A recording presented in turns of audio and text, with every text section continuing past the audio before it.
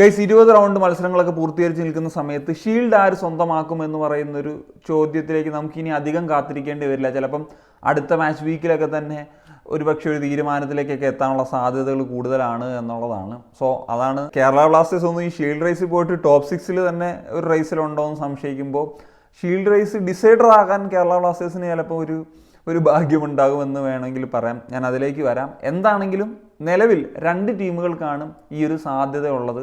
Mohan ബഗാനും FC ഗോവയ്ക്കും. Mohan Bagan 20 മത്സരങ്ങൾ പൂർത്തീകരിക്കുന്ന സമയത്ത് 46 പോയിന്റുമായിട്ട് മുന്നിൽ നിൽക്കുകയാണ്. 7 പോയിന്റിൻ്റെ ഡിഫറൻസാണ് ഗോവയായിട്ടുള്ളത്.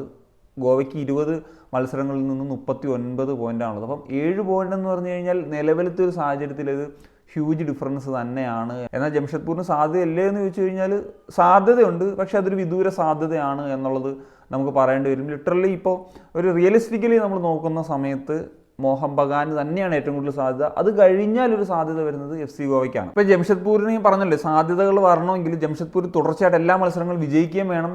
മോഹൻ ബഗാനും ഗോവയും ഒരേപോലെ പോയിന്റ് ഡ്രോപ്പ് ചെയ്യാൻ വേണം. അത് എത്രമാത്രം പോസിബിൾ ആണ് എന്നുള്ള കാര്യം നമ്മൾ ചിന്തിക്കേണ്ടിയിരിക്കുന്നു. ഇനി നമുക്ക് മോഹൻ ബഗാന്റെയും ഗോവയുടെയും കാര്യം എടുക്കുമ്പോൾ മോഹൻ ബഗാൻ സീസണിൽ ആകപ്പാട് 2 മത്സരങ്ങൾ മാത്രമാണ് പരാജയപ്പെട്ടത്. അത് രണ്ടാമത്തെ മത്സരത്തിൽ BSCക്കെതിരെ ഒരു 3-0 തോൽവി, പിന്നെ ഈ FC ഗോവയ്ക്കെതിരെ തന്നെ 2-1 എന്ന് പറയുന്ന ഒരു തോൽവിയാണ്. പിന്നീട് അവർ തോറ്റിട്ടില്ല. ഇപ്പം കഴിഞ്ഞ 8 മാച്ചസ് ആയിട്ട് അവർ അൺബീറ്റൺ ആയിട്ട് മുന്നേറിക്കൊണ്ടിരിക്കുകയാണ്. ഈ 8 മാച്ചിൽ നിന്ന് മാത്രം നേടിയത് 20 പോയിന്റാണ്. 6 വിജയം 2 സമനിലയായിട്ടെന്നുള്ളത്. മാത്രമല്ല സീസണിലുടനീളം 14 വിജയങ്ങളും സ്വന്തമാക്കിയിട്ടുണ്ട്. ഇപ്പോൾ FC ഗോവയുടെ കാര്യം എടുത്തു കഴിഞ്ഞാൽ സീസണിൽ 11 വിജയങ്ങളാണ് അവർ സ്വന്തമാക്കിയിട്ടുള്ളത്. ഗോവയുടെ ഒരു പ്രധാന പ്രശ്നം പറ്റിയെന്ന് വെച്ച് കഴിഞ്ഞാൽ ജംഷഡ്പൂരിനെതിരെ ഇപ്പോൾ ഫെബ്രുവരി 2 നടന്നിട്ടുള്ള ഒരു മത്സരം ഉണ്ടായിരുന്നല്ലോ, അതിൽ പരാജയപ്പെട്ടതാണ്.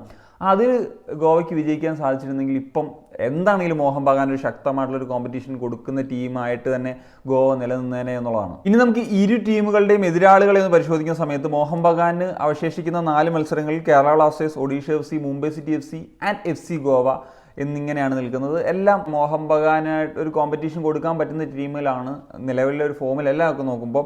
ഗോവയെ സംബന്ധിച്ച് നോക്കുമ്പോഴത്തേക്കും Kerala Blasters, Punjab FC, Mohammedan and Mohun ബഗാനാണ്. ഇതിൽ മുഹമ്മദനെയൊക്കെ ഈസിലി എന്താണെങ്കിലും ഗോവയ്ക്ക് മാനേജ് ചെയ്യാൻ പറ്റുമെന്നുള്ളതാണ് ഞാൻ പ്രതീക്ഷിക്കുന്നത്. സോ ഗോവയുടെ ഒരു സാധ്യത എന്ന് വെച്ച് കഴിഞ്ഞാൽ മോഹൻ ബഗാൻ 1-2 മാച്ചിൽ അവരുടെ ഒരു പോയിന്റ്സ് ഡ്രോപ്പ് ചെയ്യണം. അതുപോലെ തന്നെ ഗോവ എല്ലാ മാച്ചും വിജയിക്കണം. അങ്ങനെ വന്നു കഴിഞ്ഞാൽ മാത്രമേ അവസാനത്തെ മത്സരം ഉണ്ടല്ലോ ലീഗ് സ്റ്റേജിൽ ഗോവയും മോഹൻ ബഗാനും തമ്മിൽ ഏറ്റുമുട്ടുന്നത്, ആ മത്സരം ഒരു ഡിസൈഡറായിട്ട് മാറുകയുള്ളൂ എന്നുള്ളതാണ്. അതല്ല മാക്സിമം പോയിന്റ്സുമായിട്ട് തന്നെ മോഹൻ ബഗാൻ മുന്നേറുകയാണെങ്കിൽ പിന്നെ ഗോവ ഈ ഒരു ഷീൽഡ് നോട്ടം ഇടണ്ട എന്നുള്ളതാണ്. ഇനി ഇവിടെ എന്താണ് കേരള ബ്ലാസ്റ്റേഴ്സിൻ്റെ റോൾ എന്ന് ചോദിച്ചു കഴിഞ്ഞാൽ മോഹൻ ബഗാന്റെയും ഗോവയുടെയും അടുത്ത മത്സരത്തിലെ എതിരാളിയാണ് കേരള ബ്ലാസ്റ്റേഴ്സ്. സോ എങ്ങനെ ഈ ബ്ലാസ്റ്റേഴ്സ് ഒരു ഡിസൈഡർ ആകും എന്നൊക്കെ നോക്കിക്കഴിഞ്ഞാൽ ഇപ്പം 15-ാം തീയതി നടക്കുന്ന മോഹൻ ബഗാനും കേരള ബ്ലാസ്റ്റേഴ്സും തമ്മിൽ നടക്കുന്ന ആ മത്സരം ഉണ്ടല്ലോ, ആ മത്സരത്തിൽ കേരള ബ്ലാസ്റ്റേഴ്സ് തോൽക്കുകയും ഗോവയ്ക്കെതിരെ ബ്ലാസ്റ്റേഴ്സ് വിജയിക്കുകയും ചെയ്തു കഴിഞ്ഞാൽ അവസാനത്തെ ദിവസത്തേക്കൊന്നും പോകേണ്ട, 21 റൗണ്ട് കഴിയുമ്പോൾ തന്നെ ഡിസൈഡർ ആകും മോഹൻ ബഗാൻ ഷീൽഡ് നേടി എന്നുള്ളത്.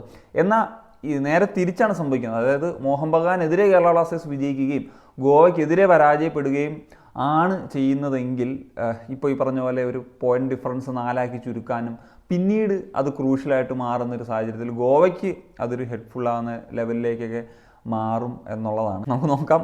ഷീൽഡ് റേസിലും പ്ലേ ഓഫ് റേസിലും ഒക്കെ കാര്യമായിട്ടില്ലെങ്കിലും ഇങ്ങനത്തെ കാര്യത്തിലെങ്കിലും ഒരു ഡിസൈഡർ ആകാൻ പറ്റുക എന്ന് പറയുന്നത് തന്നെ ഒരു ഭാഗ്യമല്ലേ. That's it guys. അപ്പം എന്താണ് നിങ്ങളുടെ ഒപ്പീനിയൻ? എന്താണ് നിങ്ങൾ എക്സ്പെക്ട് ചെയ്യുന്നത് ഈ ഷീൽഡ് റേസിലേക്ക് വരുമ്പോഴത്തേക്കും? എല്ലാവരും മോഹൻ ബഗാൻ എന്ന് തന്നെയാണ് പ്രതീക്ഷിക്കുന്നതെന്ന് എനിക്കറിയാം. എങ്കിലും നിങ്ങളുടേതായിട്ടുള്ള അഭിപ്രായങ്ങൾ തീർച്ചയായിട്ടും കമ്പോസ് ചെയ്യാൻ പറ്റുക. Signing off.